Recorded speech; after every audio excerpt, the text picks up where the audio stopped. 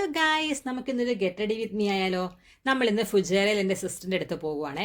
ഞാൻ കുളിയെല്ലാം കഴിഞ്ഞ് വന്നിരിക്കുക കേട്ടോ. നമുക്ക് ആദ്യം തന്നെ ഒരു മോയ്സ്ചറൈസർ അപ്ലൈ ചെയ്യാം, എന്നിട്ട് ഒരു ലിപ് ബാം ഇടാം. ഇനി കുറച്ച് സൺസ്ക്രീൻ ആയാലോ?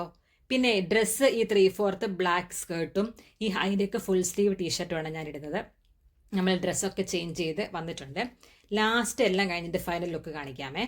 ഇനി നമ്മുടെ ലിപ്പിൽ ഇട്ടിരിക്കുന്ന ലിപ് ബാം കുറച്ച് റിമൂവ് ചെയ്തിട്ട് ലിപ്പ് ഒന്ന് ലൈൻ ചെയ്ത് ലിപ്സ്റ്റിക്ക് ഇടാം. ഈ ഒരു ഷെയ്ഡാണ് ഞാൻ മിക്കവാറും യൂസ് ചെയ്യുന്നത്.